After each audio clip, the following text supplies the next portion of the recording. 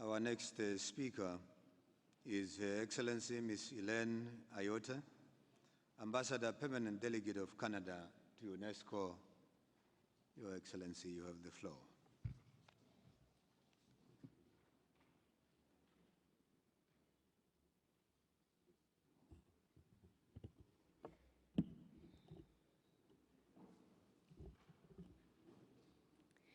Monsieur le Président, Monsieur le représentant de la Directrice générale, Excellences, Mesdames et Messieurs, je suis honorée de prononcer cette allocution au nom du Canada en ce 70e anniversaire de l'UNESCO. Le Canada a une longue et fière tradition de chef de file sur la scène internationale.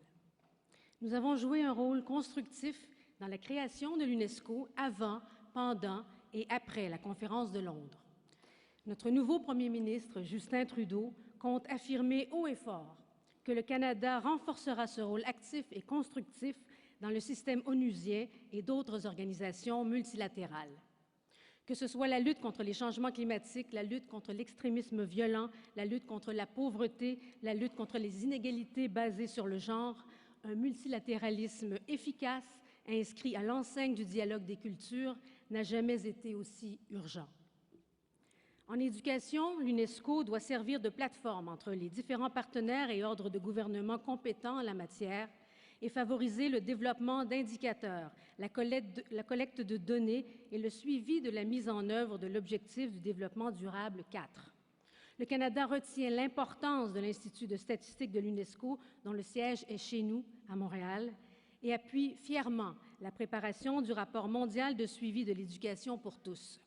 Source première de données fiables et comparables en éducation à travers le monde, ce rapport s'inspire fortement des données de l'Institut.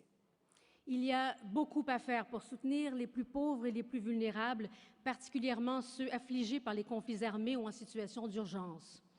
On le martèle à notre tour, 120 millions d'enfants et de jeunes, dont la majorité des filles, ne sont toujours pas scolarisés. C'est inadmissible.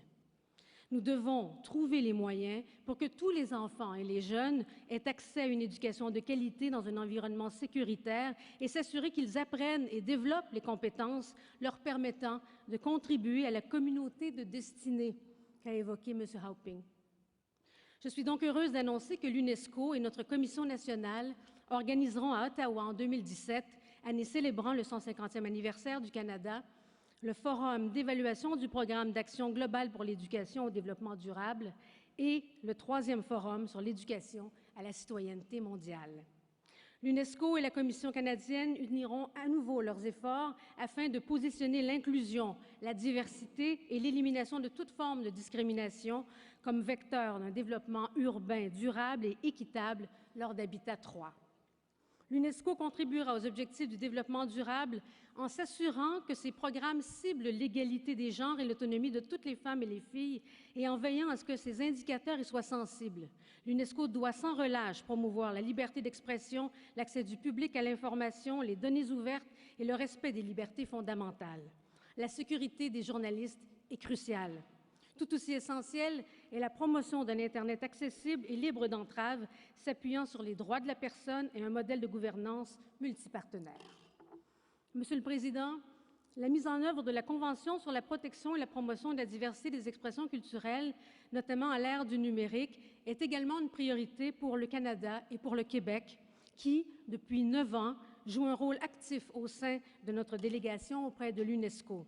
Je salue ici la contribution supplémentaire du gouvernement du Québec au Fonds international pour la diversité culturelle et sa mise à disposition à l'UNESCO chaque année de plusieurs jeunes diplômés en qualité de stagiaires.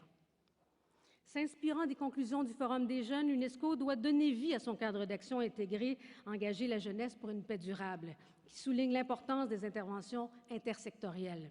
Ce bel exemple doit faire boule de neige. Mr. President, unfortunately, racism and anti-Semitism remain scourges which affect all societies to different degrees.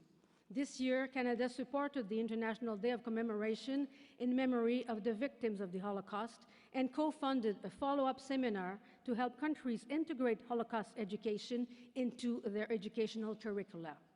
Remembering the victims of the Shoah learning about this dark chapter in world history and reflecting on the dangers of anti-Semitism give new resolve to the words, "never again." Recent attacks on heritage, the study of history and science, must be seen as attacks on our common humanity.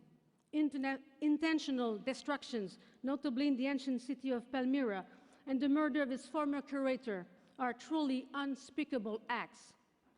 As a country built on and strengthened by its multicultural diversity, Canada supports the Director General's efforts to reinforce UNESCO action to protect cultural heritage and stress the importance of heritage and diversity in other UN fora. Mr. President, perhaps no issue reminds us more that we are all part of one world than the threat to our collective well-being posed by climate change. Canada takes this challenge seriously and will make real contributions to reductions in our emission of greenhouse gases in support of an effective post-2020 climate change agreement. UNESCO will, of course, have an important follow-up role to play in a series of competence. In this regard, the Intergovernmental Oceanographic Commission and the International Hydrological Program remind us of the important role that sound and independent science must play in government decision.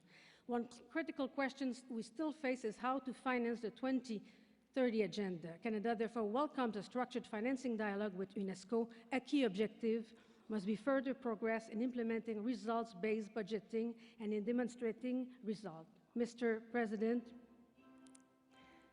let us make the Director General call for dialogue and consensus our own in order to push forward UNESCO's mandates. Thank you.